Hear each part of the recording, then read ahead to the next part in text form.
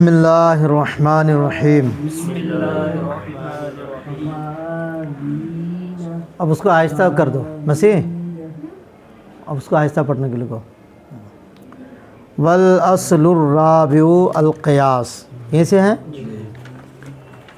الاصل الرابع بعد الثلاثة للأحکام الشرعیہ هو القیاس المستنبط من هذه الاصول الثلاثہ۔ اصول شرع چار ہیں، پہلے بتایا تین، اور چوتھی جو اصل ہے وہ قیاس ہے، اس کو الگ سے بیان کر رہے ہیں۔ الگ سے بیان کیوں کر رہے ہیں آگے وہ بتائیں گے۔ تو چوتھی اصل قیاس ہے، جو احکام شرع کے لیے اصل ہے، دلیل ہے۔ یہ انہی تینوں سے حاصل ہوتے ہیں۔ کن سے؟ یہ قیاس یا تو کتاب اللہ سے حاصل ہوتا ہے، یا سنت سے، یا اجماع امت سے۔ سمجھ گئے؟ مصنف نے صرف اتنا بتایا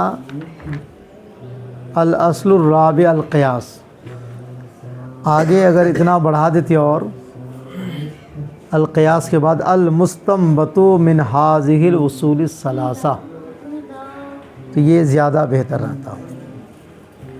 سمجھ گئے؟ بہتر کیوں رہتا؟ اس لیے کہ قیاس اگر ایسے بولتے ہیں تو قیاس میں یہ قیاس شرعی بھی داخل ہے، قیاس شبہی بھی داخل ہے، قیاس عقلی بھی، جبکہ قیاس شبہی سرے سے معتبر ہی نہیں ہے، اور قیاس عقلی معتبر ہے مگر اصول شرع میں معتبر نہیں ہے۔ تو مطلق قیاس کہہ رہے ہیں تو یہ بھی داخل ہو رہے ہیں، جبکہ یہ معتبر نہیں ہے۔ اس لیے یہ قید لگا دینا تھا المستنبط من هذه الاصول الثلاث، یعنی شریعت کی چوتھی اصل وہ قیاس ہے جو انہی تینوں سے حاصل ہو، تو اب اگر یہ قید لگا دیتے تو یہ سب خارج ہو جاتے۔ تو یہ بہتر تھا، جیسا کہ حضرت علامہ فخر الاسلام بزدوی نے اور ان کے متبعین نے یہ قید بڑھائی ہے۔ سمجھ میں آیا؟ دیکھو، والاصل الرابع القیاس، یعنی الاصل الرابع بعد الثلاثة للاحکام الشرعیہ، یعنی چوتھی اصل احکام شرعیہ کے تینوں اصول کے بعد چوتھی اصل وہ قیاس ہیں المستنبط من هذه الاصول الثلاثہ، جو حاصل ہوتا ہے انہی تینوں اصول سے۔ وَكَانَ يَنبَغِي أَن يُقَيِّدَهُ بِهَذَا الْقَيْدِ، مناسب تھا کہ مصنف مقید کر دیتے اسی قید کے ساتھ۔ کس قید کے ساتھ؟ المستنبط من هذه الاصول الثلاثہ، کما قیدہ فخر الاسلام وغیرہ، جیسا کہ حضرت علامہ فخر الاسلام اور دوسرے لوگوں نے یہ قید لگائی ہے۔ کیوں مناسب تھا یہ قید لگانا؟ تو تاکہ یہ قیاس شبہی اور قیاس عقلی خارج ہو جاتی، لیخرج القیاس الشبہی والعقلی، تاکہ خارج ہو جائے قیاس شبہی اور قیاس عقلی۔ قیاس شبہی جیسے کوئی مشابہت کی بنیاد پر کوئی مسئلہ قیاس کر کے ثابت کر دے اور وہ حکم وہ لگا دے۔ مثلا 4 رکعت والی جو نماز پڑھتے ہیں تو قاعدہ اخیرہ جو ہوتا ہے وہ فرض ہے۔ کیا ہے؟ قاعدہ اخیرہ فرض ہے نا، لیکن قاعدہ اولا فرض نہیں ہے۔ اب اگر کوئی یہ کہے کہ بھی جس طرح قاعدہ اخیرہ فرض ہے تو وہ قاعدہ جس طرح قاعدہ ہے اسی طرح قاعدہ اولا بھی قاعدہ ہے، یہ تو اس کے مشابہ ہے، اس لیے یہ بھی فرض ہے۔ اس طرح کا جو قیاس ہوتا ہے اس کو قیاس شبہی کہتے ہیں، یہ معتبر نہیں ہے۔ حضرت امام مالک کی طرف منسوب ہے کہ وہ یہ قیاس کر کے قاعدہ اولا کو بھی فرض قرار دیتے ہیں، حالانکہ ایسا نہیں ہے، یہ غلط نسبت کی گئی ہے امام مالک کی طرف۔ قیاس عقلی کی مثال جو منطقی قیاس ہے، صغرا کبرا فٹ کر کے جو ثابت کرتے ہیں، العالم متغیر کل متغیر حادث، تو نتیجہ نکال دیا العالم حادث۔ اس طرح کا قیاس بھی اصول شرع میں شامل نہیں ہے۔ تو اگر یہ قید لگا دیتا المستنبط من ھذہ الاصول، تو یہ نکل جاتی، چونکہ یہ قیاس شبہی اور قیاس عقلی نہ تو کتاب اللہ سے حاصل ہے، نہ تو سنت رسول سے، نہ تو اجماع سے، تو ان کو نکالنے کی ضرورت تھی، یہ قید لگاتے تو بہتر تھا۔ لیکن اس نے یہ قید کیوں نہیں لگائی؟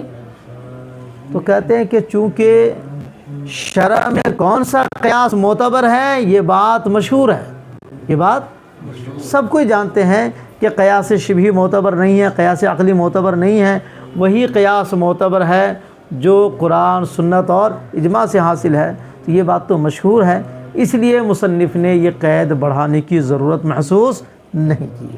اگر ولاکنہ اکتفا بالشہرہ، لیکن مصنف نے مشہور ہونے ہی پر اکتفا کر لیا۔ تو چوتھی اصل قیاس ہے، یہ قیاس انہی تینوں اصول سے حاصل ہوتا ہے، تو قرآن سے قیاس حاصل ہو، ٹھیک ہے، سنت سے حاصل ہے، اجماع سے، سب کی مثالیں آپ بھی یہاں سے دے رہے ہیں۔ اس قیاس کی مثال جو کتاب اللہ سے حاصل ہے، اس کی مثال یہ ہے کہ لواطت کی حرمت کو قیاس کیا گیا ہے حالت حیض میں مجامعت کرنے کی حرمت پر۔ دیکھو، لواطت سے مراد یہاں بیوی کے ساتھ لواطت کرنا، یہ حرام ہے، مردوں کے ساتھ نہیں۔ مردوں کے ساتھ لواطت کی حرمت خود قرآن پاک سے ثابت ہے۔ کس سے ثابت ہے؟ تو اس کو قیاس کرنے کی ضرورت نہیں ہے۔ قیاس کے ذریعے انہی مسائل کو بتایا جاتا ہے جن کے بارے میں قرآن حدیث اجماع میں کوئی دلیل نہ ہو، سمجھ گئے؟ اگر قرآن میں ہے تو قیاس کرنے کی ضرورت کیا ہے؟ سنت میں ہے تو سنت سے ثابت ہوگا، وہ اجماع میں ہے تو اجماع سے ثابت ہوگا، الگ سے قیاس کی ضرورت ہے وہاں نہیں۔ تو یہاں جو لواطت کی حرمت والے مسئلے کو قیاس سے ثابت کیا گیا ہے، بیوی اس کے ساتھ جو لواطت ہے وہ، سمجھ گئے؟ اس کا ذکر قرآن پاک میں نہیں ہے، قرآن پاک میں نہیں ہے، حدیث پاک میں بیان کیا جاتا ہے، تو فقہا نے شاید اس حدیث کا کسی وجہ سے ہو سکے ضعیف ہے یا صحیح سند کے ساتھ فقہا تک نہیں پہنچی، اس لیے غالباً اس کا اعتبار نہیں کیا، اس لیے اس مسئلے کو قیاسی بتایا۔ تو بیوی کے ساتھ لواطت کرنا حرام ہے، اس کا ذکر قرآن میں نہیں ہے، صحیح حدیث میں نہیں ہے، تو کہاں سے ثابت ہوا یہ؟ تو اس کو قیاس کیا، کس پر؟ کہ حالت حیض میں بیوی کے ساتھ مجامعت کرنا حرام ہے، تو اس کی علت نکالا۔ علت کیا ہے؟ تو قرآن ہی میں اس کی علت منصوص ہے، وہ کیا ہے؟ گندگی، کیا ہے؟ گندگی۔ تو حالت حیض میں مجامعت کرنا حرام ہوا گندگی کی وجہ سے، سمجھ گئے؟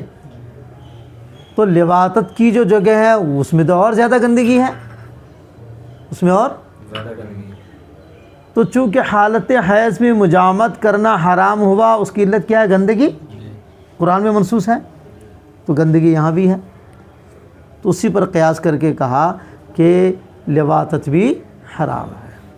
یہ قیاس قرآن کے ذریعے ثابت ہوا، سمجھ گیا؟ دیکھو، فنظیر القیاس المستنبط من الکتاب، اس قیاس کی نظیر جو کتاب سے حاصل ہے، قیاس و حرمت اللواطت علی حرمت الوطی فی حالت الحیض، و لواطت کی حرمت کو قیاس کرنا ہے حالت حیض میں وطی کی حرمت پر۔ بتا دینا، لواطت سے مراد بیوی کے ساتھ لواطت کرنا یہ ہے، باقی مردوں کے ساتھ وہ تو حرام خود قرآن سے ثابت ہے۔ کس بنیاد پر یہ قیاس کیا؟ بعلت الاذی، گندگی کی علت کی بنیاد پر، المستفادتیں، جو علت سمجھ میں آ رہی ہے اللہ تعالیٰ کے قول وَلَا تَقْرَبُوهُنَّ حَتَّى يَطْهُرْنَ سے، حتیٰ کہ ان کے قریب نہ جاؤ جب تک کہ وہ پاک نہ ہو جائے۔ اس کا مطلب جانا جو مانا ہے وہ ناپاکی کی وجہ سے، گندگی کی وجہ سے۔ تو گندگی اگر ہو تو وہاں نہیں جا سکتے ہیں، گندگی اگر ہے تو نہیں جا سکتے ہیں، تو اس کا مطلب گندگی والی جگہ پہ نہیں جا سکتے ہیں۔ تو یہ جگہ بھی گندگی کی ہے تو اس کا مطلب یہاں بھی نہیں جا سکتے۔ یہ تو اس کی مثال بھی جو کتاب اللہ سے حاصل ہے۔ اب اس کی مثال سنو جو قیاس حاصل ہے سنت سے۔ کہاں سے؟ سنت۔ وَنَظِيرُ الْقِيَاسِ الْمُسْتَنبَطِ مِنَ السُّنَّةِ قِيَاسُ حُرْمَةِ تَفَاضُلِ الْجَسِّ وَالنُّورَةِ بِعِلَّةِ الْقَدْرِ وَالْجِنْسِ عَلَى حُرْمَةِ الْأَشْيَاءِ السِّتَّةِ الْمُسْتَفَادَةِ مِنْ قَوْلِهِ عَلَيْهِ السَّلَامُ الْحِنْطَةَ بِالْحِنْطَةِ وَالشَّعِيرَ بِالشَّعِيرِ۔ دیکھو 6 چیزوں کا ذکر نبی اکرم صلی اللہ تعالیٰ علیہ وسلم کے فرمان میں ملتا ہے کہ جن کو ہم جنس کے ساتھ اگر کم و بیشی کر کے بیچیں گے تو سود ہے، حرام ہے، برابر بیچیں گے تو جائز ہے۔ وہ 6 چیز کیا ہے؟ گیہوں، جو، کھجور، نمک اور کیا ہے؟ سونا، چاندی۔ یہ 6 چیزوں کا ذکر ملتا ہے نا۔ ان 6 چیزوں کے ذکر سے کے ساتھ یدم بیدن مثلم بے مثلن کا لفظ آیا ہے۔ مثلم بے مثلن، سمجھ گئے؟ تقابل سے جنسیت کا معنی سمجھ میں آیا۔ گیہوں کو گیہوں کے مقابل میں رکھا، جو کو جو کے مقابل میں، کھجور کو کھجور کے مقابل میں۔ اس تقابل سے جنسیت کا مسئلہ سمجھ میں آیا، اور مثلم بے مثلن سے برابری کا مسئلہ سمجھ میں آیا۔ تو اس کا مطلب یہ ہوا کہ جن چیزوں میں برابری کیسے ہوتی ہے؟ قدر سے۔ کس سے ہوتی ہے؟ قدر کی معرفت، یعنی مقدار کی معرفت کبھی کیل کے ذریعے ہوتی ہے، کبھی وزن کے ذریعے ہوتی ہے۔ سمجھ میں آئی؟ تو 2 چیزوں کا ذکر اس میں سمجھ میں آیا، 2 چیزیں سمجھ میں آئی، ایک جنسیت اور ایک قدر۔ سمجھ میں آئی؟ تو اگر جنس ایک ہو، قدر میں برابری ہو تو جائز ہوگی۔ جنس الگ الگ ہو، جنس ایک ہو اور قدر میں برابری نہ ہو تو ناجائز ہوگی۔ سمجھ میں آئی؟ تو قدر سے مراد کیلی یا وزنی۔ تو 6 چیزوں کا ذکر ہے کہ ان 6 چیزوں میں اگر ہم جنس کے ساتھ آپ تبادلہ کرتے ہیں اور برابری کرتے ہیں تو جائز ہے، غیر برابری ہے تو ناجائز ہے، سود ہے۔ لیکن اس میں چونا یا چونے کے جو پتھر ہیں ان کا ذکر نہیں ہے، ان کا ذکر نہیں۔ تو اس میں کیا ہوگا؟ اس میں برابری کر کے بیچ سکتے ہیں یا غیر برابری کر کے بھی بیچ سکتے ہیں۔ تو انہی 6 چیزوں میں علت نکلی کیا ہے؟ وہ قدر اور جنس، کہ قدر اور جنس اگر ہوئی تو برابری ہی کی صورت میں جائز ہے، غیر برابری کی صورت میں جائز۔ تو یہاں بھی قدر اور جنس پائی جا رہی ہے۔ جس چونا کو چونا کے بدلے میں، یا چونے کے پتھر کو چونے کے پتھر کے بدلے میں بیچیں گے تو جنسیت بھی ہے، قدر بھی ہے، جنسیت بھی ہے، تو یہاں بھی کم و بیشی حرام ہو جائے گی۔ تو یہ چونا میں جو حرمت کا قول کیا گیا یہ قیاس کے ذریعے ثابت کیا، اور قیاس کس پر کیا؟ حدیث پاک پر کیا، سنت رسول پر کیا۔ سمجھ میں آئی؟ دیکھو اس قیاس کی نظیر جو سنت سے حاصل ہے، چونا اور چونے کے پتھر کی کم و بیشی کی حرمت کو قیاس کرنا ہے علت قدر و جنس کی بنیاد پر ان اشیاء 6 کی حرمت پر جو حاصل ہیں نبی اکرم صلی اللہ تعالی علیہ وسلم کے قول الحنطۃ بالحنطۃ والشعیر بالشعیر والتمر بالتمر والملح بالملح والذهب بالذهب والفضة بالفضة مثلا بمثل یدم بیدن سے والفضل ربا۔ سمجھ گئے؟ تو یہ قیاس کے ذریعے ثابت کیا گیا اور حدیث سے ثابت کیا گیا۔ اس قیاس کی مثال جو اجماع سے حاصل ہے، ونظیر القیاس المستنبط من الاجماع قیاس حرمت ام المزنیۃ علی حرمت ام امتہ التی وطیہ المستفادۃ من الاجماع۔ دیکھو زید نے کسی لڑکی سے زنا کیا. کیا کیا؟ زنا کیا. اب اسی لڑکی جس سے زنا کیا اب اس کی ماں سے وہ شادی کرنا چاہتا. کس سے؟ یہ جائز کی ناجائز ہے؟ تو اس کا ذکر نہ تو آپ کو قرآن پاک میں ملے گا، نہ تو سنت رسول میں ملے گا، نہ تو اجماع میں ملے گا. کہیں اس کا ذکر نہیں ملتا ہے کہ جس خاتون سے مرد نے زنا کیا ہے اس کی ماں سے شادی کرنا جائز ہے کہ ناجائز ہے. یہ تینوں اصول میں کہیں اس کا ذکر نہیں ملتا. اب اس کو کیا کریں گے؟ جائز یا ناجائز بتائیں گے؟ اپنی طرف سے کچھ بھی نہیں کر سکتے ہیں. جائز بھی کہہ دے آپ، ناجائز کہہ دے، بڑا مسئلہ ہے یہ. تو اس مسئلے کو قیاس کر کے ثابت کیا. قیاس کس پر کیا؟ اجماع والے مسئلے پر. اجماع کس مسئلے پر ہوا ہے؟ آدمی اپنی باندی سے مجامعت کیا ہے. کس سے؟ پھر اب باندی کی ماں سے شادی کرنا چاہتا ہے. کس سے شادی کرنا چاہتا ہے؟ ہاں، اس باندی کی ماں سے شادی کرنا چاہتا ہے جس باندی سے وہ مجامعت کر چکا ہے. تو اس سلسلے میں تمام مجتہدین عظام کا اجماع ہے کہ جس باندی سے ہم بستری کر چکا ہے اس کی ماں سے آدمی شادی نہیں کر سکتا ہے. اس کی ماں سے شادی کرنا حرام ہے، اجماع ہے. سمجھ گئے؟ تو باندی کی ماں سے شادی کرنا کیوں حرام ہے؟ تو علت نکالا کہ چونکہ باندی سے مجامت کر چکا ہے اور یہ باندی اس کی جز ہے نا، اولاد ہے نا، یہ تو جز ہے یہ. تو اس کا مطلب یہ ہے کہ جز کے اصل سے شادی کرنا منع ہے. یعنی جس سے مجامت ہو گئی ہے، خواہ مجامت یعنی وطیع حلال ہو کہ وطیع حرام ہو، اس سے مطلب نہیں ہے.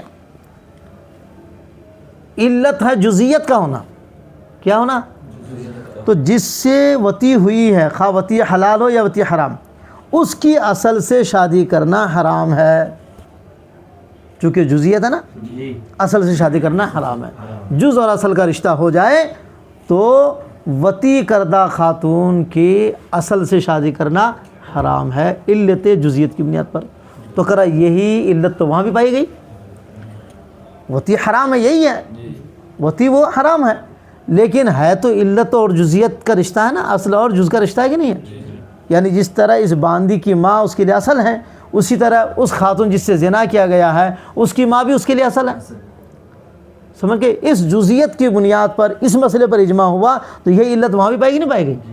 اس لیے زنا کردہ خاتون کی ماں سے شادی کو حرام قرار دیا گیا اس اجماعی مسئلے پر قیاس کر کے. سمجھ گیا؟ تم دونوں کو نیند کیوں آ رہی؟ رات بھر دیکھو، یہ بے ایمان بولا نا موبائل بھیج دیے ہیں.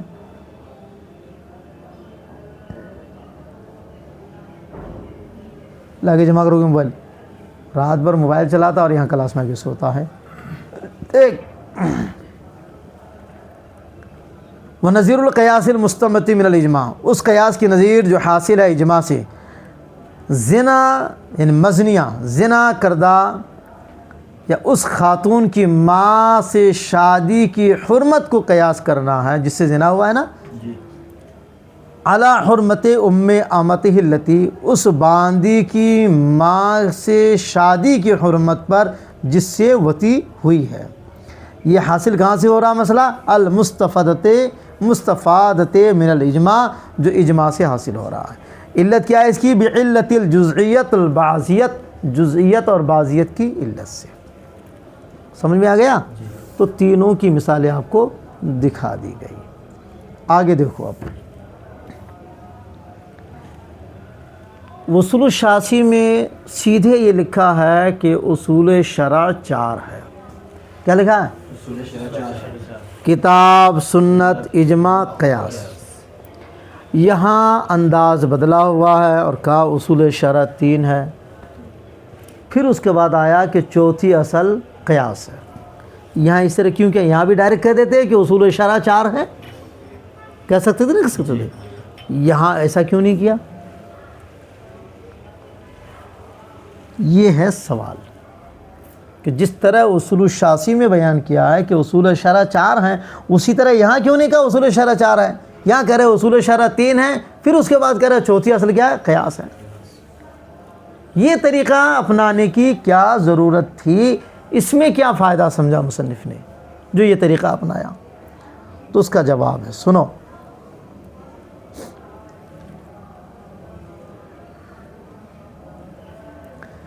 کہہ رہے ہیں کہ مصنف نے اس طریقے سے ہٹ کر اس طریقہ کو اپنایا یہ بتانے کے لیے کہ اصول شرع 3 ہیں اور چوتھی اصل قیاس ہے۔ اس سے یہ تنبیہ کرنا چاہتے ہیں کہ پہلے کے جو 3 اصول ہے وہ قطعی ہے، کیا ہے؟ اور یہ جو چوتھی ہے یہ قطعی نہیں ہے بلکہ ظنی ہے۔ سمجھ میں؟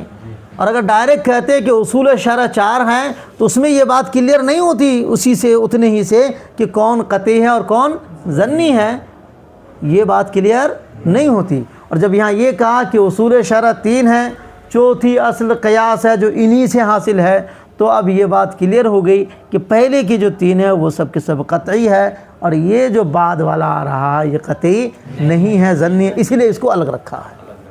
سمجھ گئے؟ تو چوتھی اصل جو قیاس ہے اس کو الگ رکھ کے اسی بات پر تنبیہ کرنا تھا، اسی لیے یہ طریقہ مصنف نے اپنایا۔ دیکھو، وَإِنَّمَا أَوْرَدَ بِهَذَا النَّمْطِ، جزنیز کے مصنف نے اصول کو اس طریقے سے بیان کیا۔ وَلَمْ يَقُلْ، یہ نہیں کہا إِنَّ أُصُولَ الشَّرْعِ أَرْبَعَةٌ، کہ اصول شرع 4 ہے، الکتاب والسنت والاجماع والقیاس، یہ نہیں کہا، کیوں؟ لِيَكُونَ تَنْبِيهًا، تاکہ تنبیہ ہو جائے، علی اس بات پر کہ ان الاصول الاولا قطعیۃ، کہ پہلے کے جو اصول ہے وہ قطعی ہے، والقیاس ظنی، اور قیاس کیا ہے؟ ظنی ہے۔ مگر یاد رکھو یہ جو کہہ رہے ہیں کہ قیاس ظنی ہے، یہ اکثر کے اعتبار سے ہے۔ کس کے اعتبار سے؟ یعنی قیاس اکثر ظنی ہی ہوتا ہے، یہ نہیں کہ ہاں سارے قیاس ظنی ہوتے ہیں، اکثر قیاس ظنی ہوتے ہیں۔ ورنہ کبھی کبھار ایسا ہوگا کہ کتاب اللہ سے مسئلہ ثابت ہوگا وہ ظنی ہوگا، حدیث سے مسئلہ ثابت ہوگا وہ ظنی ہوگا، اور قیاس سے مسئلہ ثابت ہوتا ہے وہ قطعی ہوتا ہے۔ کبھی ایسا ہوگا مثلا قرآن پاک کی نص ہیں مگر وہ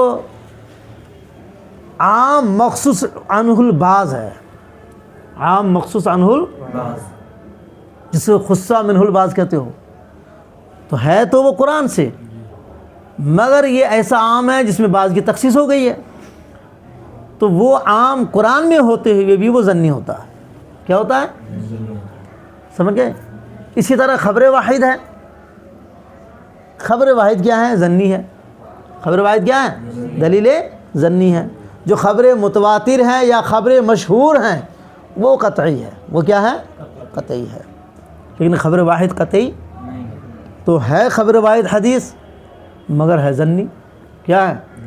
اس کے بالمقابل اگر قیاس ایسا ہے کہ وہ قیاس سے جو مسئلہ ثابت ہو رہا ہے وہ ایسی علت کی بنیاد پر ثابت ہو رہا ہے جو علت قرآن میں منصوص ہے، قرآن میں، سمجھ گئے؟ تو اگر قیاس علت منصوصہ کی بنیاد پر ہے تو وہ قیاس ظنی نہیں قطعی ہوتا ہے۔ کیا ہوتا ہے؟ تو اب دیکھو یہ قیاس قطعی ہو گیا، اس کے مقابل میں قرآن مخصوص عام مخصوص منہ البعض وہ ظنی ہو گیا، خبر واحد سنت ہیں مگر وہ ظنی ہو گئی۔ تو قیاس ہمیشہ ظنی ہوتا ایسا نہیں ہے، اور حدیث ہمیشہ قطعی ہوتی ہے ایسا بھی نہیں ہے۔ یہ جو کہا گیا کہ یہ کتاب سنت اجماع قطعی ہے یہ اکثر کے اعتبار سے ہے، اور قیاس ظنی ہے یہ اکثر کے اعتبار سے ہیں، ورنہ بعض قیاس قطعی ہو جائیں گے اور بعض کتاب کی آیتیں اور بعض سنتیں وہ ظنی ہو جائیں گی، ایسا ہو سکتا ہے۔ دیکھو وہذا، اور یہ پہلے والے اصول کا قطعی ہونا اور قیاس کا ظنی ہونا باعتبار الاغلب والاکثر، یہ اغلب اور اکثر کے اعتبار سے، وَإِلَّا فَالْعَامُ الْمَخْصُوص مِنْهُ الْبَعْض، کہ وہ عام جو مخصوص منہ البعض ہے اگرچہ وہ کتاب اللہ میں ہو، سمجھ گئے؟ وہ خبر الواحد ظنی ہے، یہ کیا ہوتے ہیں؟ والقیاس بعلت منصوصۃ، اور وہ قیاس جو علت منصوصہ کی بنیاد پر ہو وہ قطعی ہوتا ہے۔ جیسے حالت حیض میں مجامت کرنا حرام ہے، اس کی علت کیا ہے؟ گندگی ہونا. اسی گندگی کی بنیاد پر قیاس کر کے ثابت کیا لواطت والا مسئلہ، تو وہ حرام ہے، قطعی ہے، وہ اس کی حرمت بھی قطعی ہے. سمجھ گیا؟ اچھا، ایک وجہ یہ ہے کہ اس انداز میں تین کو الگ رکھا، قیاس کو الگ رکھا، یہ تنبیہ کرنے کے لیے کہ پہلے کی جو دلیلیں ہیں وہ قطعی ہے اور جو یہ ظنی ہے. ایک فائدہ یہ ہے. دوسری وجہ اس طرح بیان کرنے کی یہ ہے کہ قیاس کو الگ سے بیان کر کے بالقصد ان لوگوں کا رد کرنا مقصود ہے جو لوگ قیاس کا سرے سے انکار کر دیتے ہیں، جیسے کہ آج کل کے غیر مقلدین ہیں، یہ قیاس کو مانتے نہیں ہیں، تو ان کا رد کرنا الگ سے ذکر کر کے ان کا رد کرنا مقصود ہے. سمجھ گئے؟ وَلِأَنُّ، اور اس لیے بھی اس کو الگ بیان کیا، لما قالا، کہ جب مصنف نے کہا والأصل، تو کانا ردن علی منکر القیاس قصدن وصریحا، تو جب کہا والأصل تو یہ رد ہو گیا قیاس کے منکر کا قصدن اور صراحتاً. سمجھ گئے؟ اور جب کہا کہ یہ چوتھا ہے، سمجھ گئے، تو اس بات پر بھی دلالت ہو گئی کہ یہ قیاس کا جو درجہ ہے، مرتبہ ہے، ان تینوں کے بعد ہے، اس کا نمبر جو ہے وہ چوتھا ہے. تو الگ بیان کر کے یہ دو باتیں بتانا رہا. سمجھ گئے؟ پہلی بات تو وہ تنبیہ کرنا کہ وہ سب قطعی ہے، یہ ظنی ہے. دوسری بات یہ ہے کہ بالقصد صراحتاً رد کرنا ہے اور یہ بتانا ہے کہ اس کا درجہ چوتھا ہے. سمجھ گئے؟ تو الاصل کہہ کے رد کرنا ہوا اور الرابع کہہ کے یہ درجہ بندی بتانا ہوا کہ اس کا مقام چوتھے نمبر پہ ہے. ولما قال الرابع، تو کان دالا علی ان مرتبته بعد الاصول الثلاثہ، کہ جب کہا الرابع تو یہ دلالت ہو گئی اس بات پر کہ اس کا درجہ تینوں اصول کے بعد. سمجھ گئے؟ تینوں اصول کے بعد ہونے کا مطلب کہ جب تک ان تینوں میں سے کسی سے مسئلہ ثابت ہوگا وہاں آپ قیاس نہیں کر سکتے، ضرورت ہی نہیں ہے. فما دام کان الحکم موجودا فی واحد من الثلاثہ، تو جب تک حکم تینوں میں سے کسی ایک میں بھی موجود رہے گا، کتاب اللہ میں ہو، اجماع میں ہو، سنت میں ہو، تو لم یحتج الی القیاس، تو قیاس کی ضرورت نہیں پڑے گی. سمجھ گئے؟ بس.